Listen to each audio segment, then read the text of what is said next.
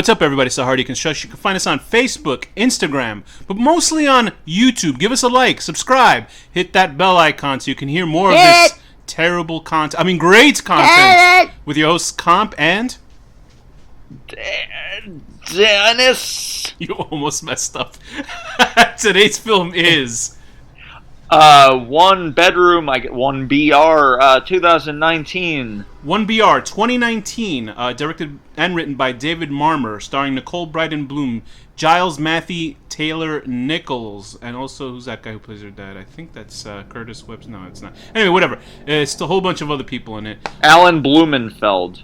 So I picked One BR this time because Thank you. I do visit Twitter a lot, just to see what's trending and to see the Twitterverse. And to look at was this on? So you found this on Twitter? I did, because I like to I just see what's trending because I can't stand social media, but I still go for it for news and information and stuff like that, and a lot of booty pictures. But in Twitter, there's like Twitter is good for that. There's all of those things. There's an account called Promote Horror that I follow, and they just I guess if you give them a couple of bucks, they promote your film. And boy, did they promote this movie. Really? Okay. Yeah, did they promote this film? Because I was like, every other post was... Because I think you pay them and then... I'm not going to advertise for that company. Is it a way to find out about new good movies, too? Or, I don't know. Like, I don't know about that. I think you can hire them to essentially spam Twitter with your film. But anyway, I saw a lot of posts. I don't think it was just them. And it was like One BR, and it's just this pretty interesting poster of this woman's face crying, and you see, this apartment complex behind her. And I kept seeing it. I didn't see the trailer. I was like, fuck it, let me just watch it, because, like, strangely enough, there was another movie. There's this movie called, it's one of the worst titles for a movie I've ever heard in my life. But it's like DR or L, not DR, 2LD or some shit like that. It's like the name of a parking complex, like to park your car. And they said it's very good. And I was like, I've always wanted to review that, but I've never gotten around to it. And I was like, let's do it. Let's go. Yeah, probably. We should do it anyway. It's with Wes Bentley. We need more movies, honestly. I feel like I've seen every horror movie made in the world. Yeah, it was so funny because I was thinking about it, and I was like, I watch a lot of horror movies, and I'm like, are they mostly good or are they mostly bad? But you don't know, and I'm like, I would say they're mostly bad or mediocre, but we have some good ones. Oh, P2, and the really bad ones are wonderful too. P2 is the name of that horror film. I think it's about a parking attendant guy that's obsessed with this woman. Anyway, that's so like for some reason I just like let me give this movie a chance. And you know what? How does this movie start out? It starts out with this woman who was looking for an apartment. Nicole Her Bryden name Bloom. is Sarah. What voice is that?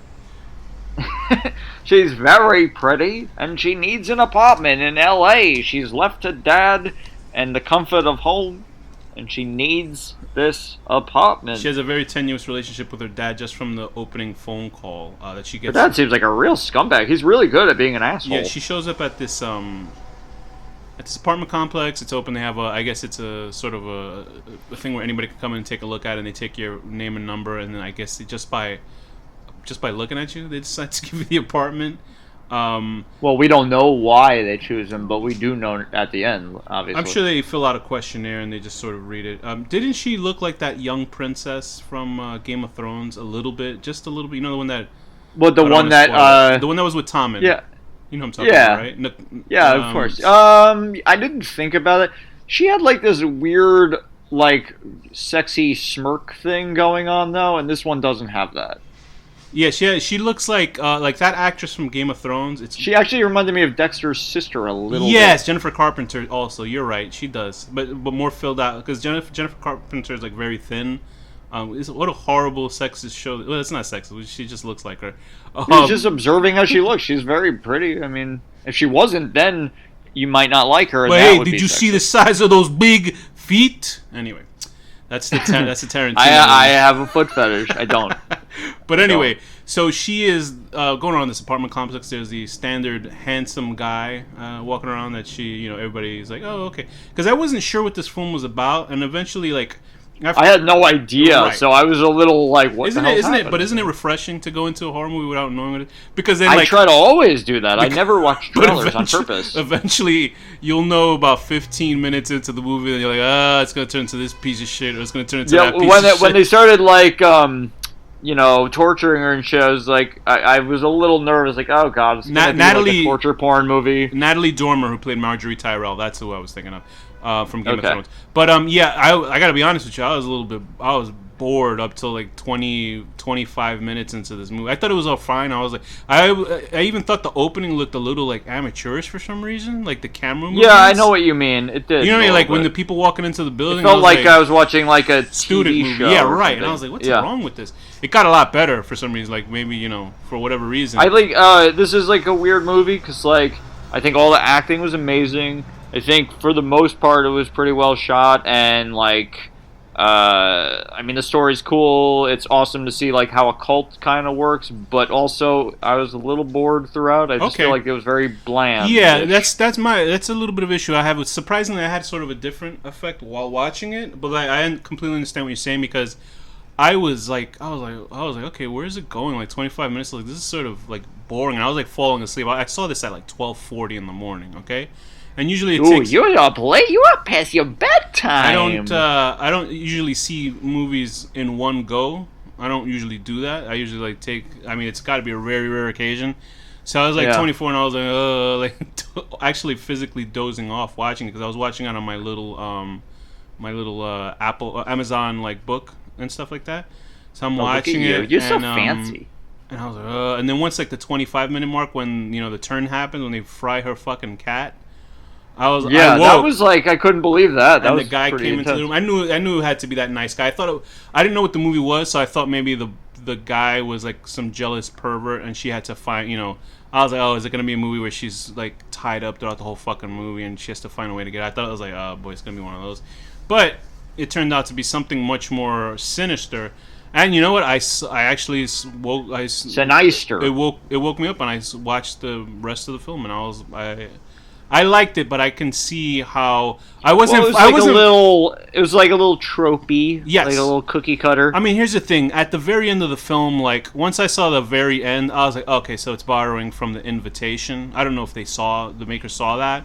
You remember? Yeah, that's the one. I remember that one. Where they all go to the dinner party. They try to convince this couple to stay in a cult. It was an ex-girlfriend. It's an excellent horror movie. Oh wait. I'm thinking of the one where that guy. Where they light a torch outside. That's it. Yeah, okay. So they go to a house party, and at the end, they come out, and they survive. Well, don't ruin it for the people. They survive the night, and something very similar, or they don't survive the night. Something happens, and they see something very similar to the end of this film, and I was like, oh, that's sort of like The Invitation. I thought that, I got the impression they might have borrowed from that too, actually. Yeah, but I'm sure there's plenty of movies like that where somebody does some sort of symbol to know that there's no escape. I'm sure there's hundreds of movies like that. We just happen to see. Invitation's a great movie. Karen Kusama, I think, is the director. Excellent movie. It's on Netflix, I think. So. Is it? Yeah. Okay. Great. It's great film. Check it out. Anyway, so with this, the whole gist of the film, which I thought was pretty good. Although, the other movie that I thought of while watching it was funny enough was what's the guys who made Shaun of the Dead, the second movie? Hot Fuzz. Because Hot Fuzz, the cop one. Yeah, because Hot Fuzz was. I don't know if it's probably huge. I don't know if I ever saw Hot Fuzz, actually. Shit. Well, anyway, it has to deal with people maintaining an aura and being nice to each other in a community. That's all I'll say about that. Okay. Which is very similar to this. Anyway, but and that's two very, very different movies from one another. Another great movie. Hot Fuzz is a great fucking movie. But okay, that's good to know. I kind of assumed it wouldn't be. No, it's great. It's really great. People actually prefer it over Shaun of the Dead, but I love Shaun of the Dead a lot. Shaun of the Dead is just a classic. It's a very great movie. Anyway, so the whole thing here is that it's these group of people that live in this apartment complex. It's in Los Angeles, right? Yeah. There's one line in this movie that struck me right in the gut. Like really, like I don't know if it hit you at the same time. He's like punched me right in the gut. There's a part at the end when they're trying to process her work friend. They tell her the line, "You're 38 years old. It's time to give up the dream." And I was like, yeah. I really was like, oh god, like shut up. It's like it was like somebody walked into a room and just beat me over the head. I was like, holy shit, that made me so... No, I really did, like, get offended for her at that point. I was like, these bastards, how dare they? And I was like, and then I got very scared. I was like, oh, that's the true horror of this movie. They give you a reality check. Anyway, so these group of people are basically, they're following this book by this, I guess he was a behaviorologist or something like that. I don't even know if that's the correct term. Is that sociologist? Sociologist type of guy who had I don't remember. Who had a couple of rules about how to, live your life and to make the world, I guess, a perfect utopia in a sense. So I basically, 4 steps? It was essentially don't lie to people, tell them everything you know about each other. Everybody's watching each other, and I forgot what the other one was. Did they watch each other have sex? Probably. Probably, I guess. I mean, they all got to be aware where the cameras. That was like when you could tell she was not down for what she got herself into. Yeah, I mean, it was a bit of a frustrating film because I thought it was gonna have that whole all cult movies end the same way. They always end the same way, in the sense that the cult wins. Because it's supposed to give you this sort of sinister feeling. Because, there's more than one person in a fucking cult. And that's why it's a cult. It's just people that you don't know. You can't assume who's in what. And either the person escapes, but the person who escapes never brings down the cult. Unless it's like a fucking cop movie. Do you think that I was wondering this. Do you think that the people in the community are, like, aware that the whole fucking town is this cult also? Or do you think they don't really know? No, I'm sure. Well, that was brought up actually, because remember because they were watching the surveillance cameras, the was it CC? Oh, they don't know who put the camera there. No, they didn't know who was watching them. I'm sure they installed the cameras, but there was a camera watching them. So she asked that guy Brian. She was like, "Who's watching us?" And he goes, "It's probably best you don't ask." So either he didn't know, or you know what I mean, because that's why the whole thing is that there's something always bigger than them. Which is why they essentially have the same fucking symbol on their ear that corporation has at the end that you see it. I guess it's a housing complex, or a real estate company that's been doing this to everybody. I guess the goal is to make people have a good life. I mean, it doesn't necessarily seem the most sinister of things, but I mean the way to do it is pretty sinister. The way they do it is crazy, and also it's like. Within that community, I don't know. Yeah, I mean, like, the outcome is nice if everybody's gonna treat each other nice and live that way, but the assignment of who you're gonna be married to, and how to live, like, because I was waiting throughout the whole film. I was just like, because that guy, they're pretty good. The bad guys are pretty good in this film. Brian and Jerry. Taylor Nichols, who plays Jerry, is sort of the guy.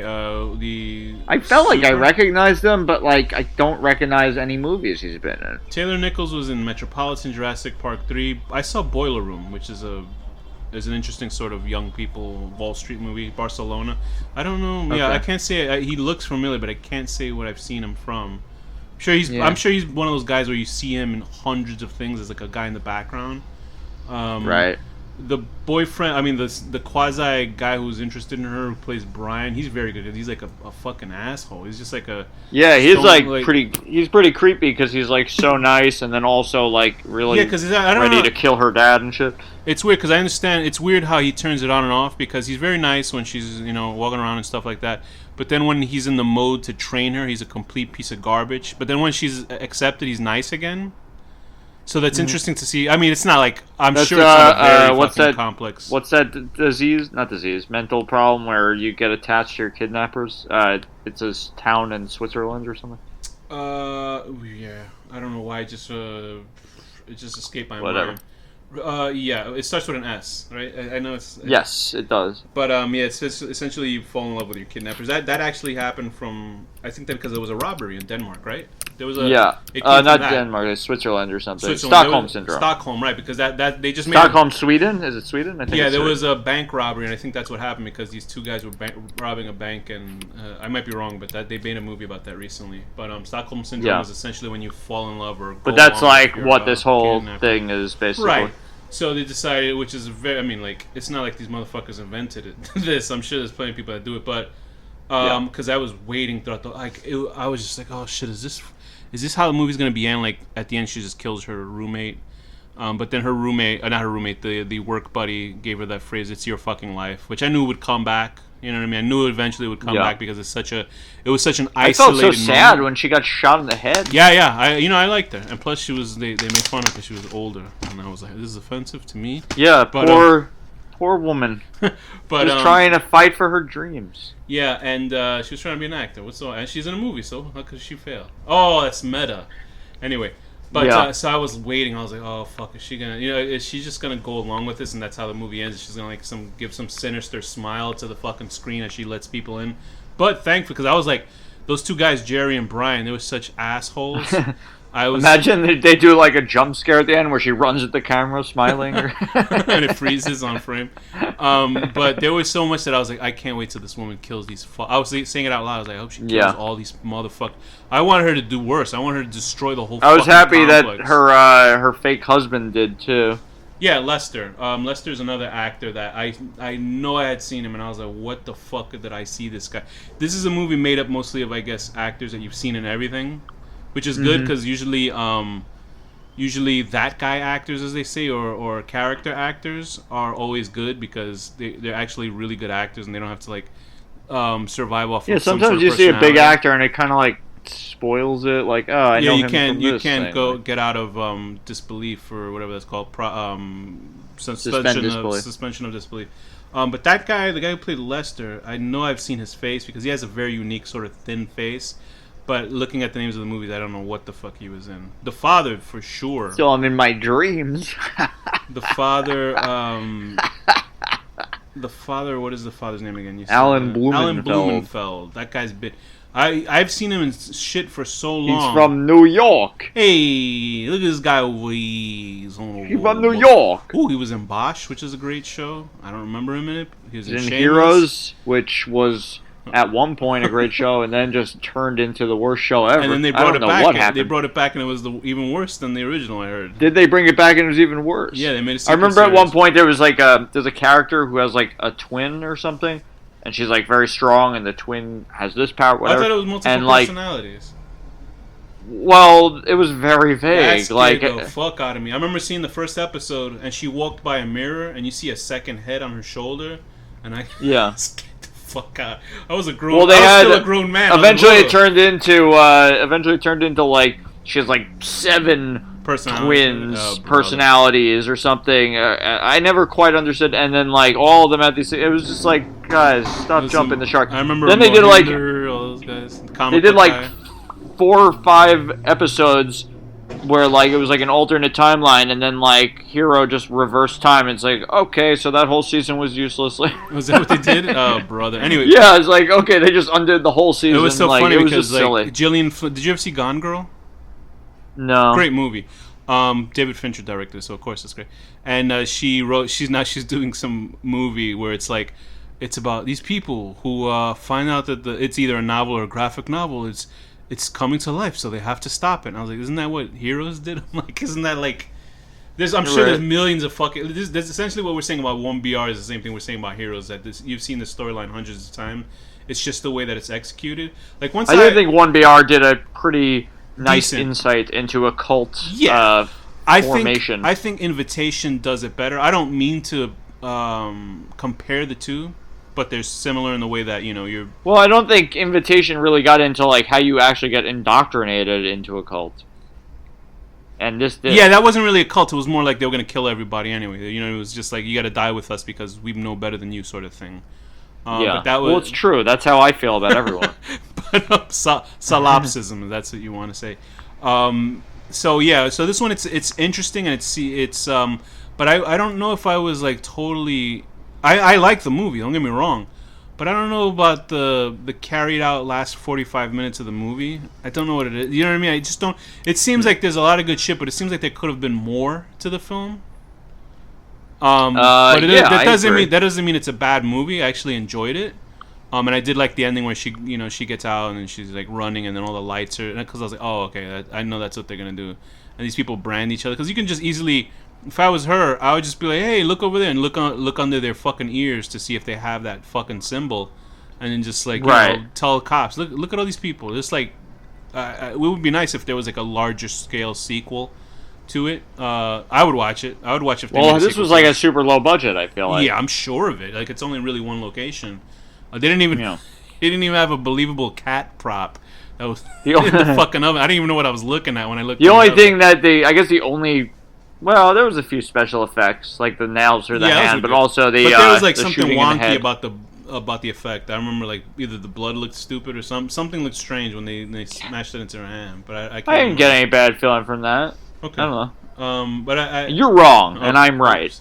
But I actually enjoyed it. I thought it was pretty good. You know what I mean? Like for not knowing what the movie is, and just like jumping into it. Because listen, there's no out of this one good that's entertaining and decent. There's 98 other films that are horrible movies that Okay, what is the deal? I know this is completely out of the blue. I was looking at one of the actors on their IMDb, Ernestine Phillips. She was the black woman Esther or whatever. Anyway, she's in a movie with Kevin James. Why do people like Kevin James? I just don't understand. I don't know. I don't don't see the appeal. He's not funny at all. What a weird shake for this episode goes to Kevin James. Although, what was I thinking? It's just true though. Like, what is it? We should pick this movie that probably not. But he just did this movie called Becky, and it's about this girl, and he plays a neo-Nazi skinhead. He does? Yes, he does. And so it's against type. It's not a comedy, I'm guessing. No, right? no. I mean, well, if you agree with him, I guess maybe it is. But he's like, well, as a Jew, I have to. So then you'll really enjoy it. But there's like super gore in it, and it's like, I was like, well, shit. You know what? I'd be curious to see him in a non-comedy role because he's not funny. Maybe he's good at being a Nazi. It's funny because like I don't get the Kevin James stuff. I can understand people like I have that show he's in with the one that did the Scientology documentary. Yeah. I mean, it's not funny. At all. Was Jerry, whatever his name, funny at all in it? Jerry, Not Stiller? Really. The writing in the show is not good. Jerry Stiller is, like, okay, but, like, if you can't I love make him Jerry way Stiller more funny. And other stuff. Yeah, if you can't make Jerry Stiller no, they can't, they couldn't even, he's not even a good character in it. Like, he's wonderful and everything else. He's a...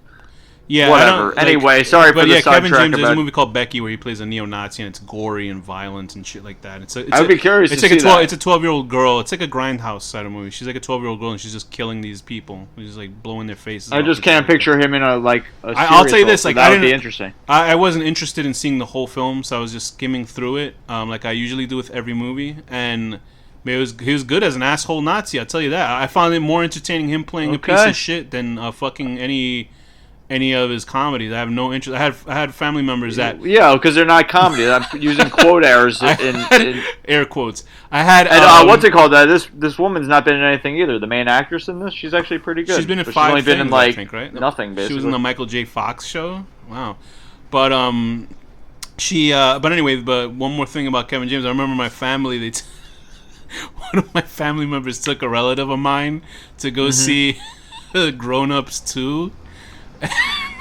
It's like that. In that one? Yeah, it's Grown Ups. It's basically all Adam Sandler. It's like Adam Sandler and friends. They go take a vacation and they just film it. And they went to go see it. And my relative who went to go see it with them, she couldn't believe how awful it was, and she would never trust to see a movie with them ever again. She was that offended by it. And I'm like, whoa! I'm like, Jesus, these are people that watch the worst like sitcoms, and she couldn't even watch that shit. I was like, ooh, lordy. Yeah. But anyway, back to this film. What was there? What are some bad things about it? You didn't like it? It was just predictable and a little boring. Like it was a bit of a slog for me, and it's only an hour and a half. I think it could have been shorter, honestly. Yeah, I mean, the movement. Although I say that about a lot of movies. So the movement towards the conflict was really like it took a long fucking time to get to that conflict because I thought there would be more sort of tension in the film, like with her. I guess there is a tension in the film in the sense that you don't know whether she's bought into it or not. Well, they have a lie detector, though. Right. And at least she was being up 100% with those people, I guess. But I was just waiting for her to... I just, like... It was too long for me to wait for her to kill everybody. Do you know what I mean? And she didn't even do that. And I was just like... But, it's not my call for the writer to put down, or the director, to put what I think should be in the film. No, you should go back in time and tell them.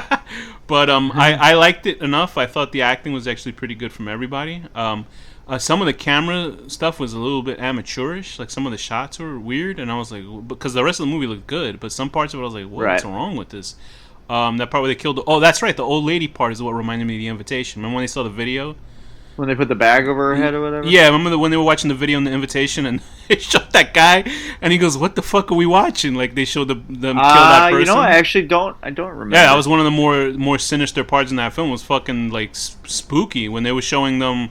Oh, they choose to die, so then they killed the person, and they just showed this video like if it was nothing, and the guys in the house were like, "What the fuck did you just show us?" I thought that was like the funniest scene. So that's what I got from here. So that's a film that I completely like. That's what it reflects this film. I mean, cults are cults. Hey, if you're gonna rip off from the best, Invitation is a pretty fucking good movie. Jim Jones. Yeah. That fantastic Jim Jones movie that we saw. What was that horrible movie? Oh, that wasn't very good either, was it? Stunning in fucking. No, whatever. Anyway, so with this film, the negatives aside, I thought it was pretty. It was pretty good. Pretty good. The lead actress was very good in it. I think she was. I want to see what else she does. There was no bad actors in this, in my opinion. No, I thought there were small moments of bad lines that like were pretty bad. Like I was like, ooh, there's just the way that they said shit. But I thought all in all, I thought it was a solid little thriller, without that much thrilling in it. It almost seems like the really like scary parts, as in like just a general thought of scariness, happens very few and far between. Yeah. Because you're dealing with cult stuff, and it depends. Like, I like cult movies like Hereditary or Kill List. I don't necessarily Hereditary is like unbeatable, honestly. Yeah, but other films that Midsommar too. Some other cult stuff where it's just sort of normal cults, it gets a little boring for me. But well, I guess Midsommar's not really a cult. Yeah, it's more like this leans more towards society cult than it is sort of. Well, this is taking people from outside and indoctrinating them. Yeah, and like Midsommar's more about like a pagan or like magical society cult shit, which I prefer. I like all that weird, runes and all that weird shit going on. This doesn't have that. It's more of like I gotta rewatch Kill List. That was human a good bondage. one. It's good, very good movie. Kill List is a very good movie, but absolutely makes no fucking sense at the end of it. But it's still a great movie. So with that, what rating would you give one BR? I'm gonna give it a 7.5 out of 10. I feel like that's fair. Yeah. 7.5 out of 10. Nail it. Hold on, let me think about it. 7.5 out of 10. Finding out that the creepy one-eyed man who was scaring you at the party is actually your friend. Ooh. And he's gonna protect you with a gun from all the bad guys. Did you know? I was wondering why did he shoot himself, and I realized that she had the buzzer to open the door. I was like, if he kills himself, they'll just go through the door. But then I realized, he killed himself after. Hey Danny, did you know if you eat 3 square meals and they're just normal size, you can have 1 BM? I'll give this movie a 7 out of 10. I'll give this movie a 7 out of 10.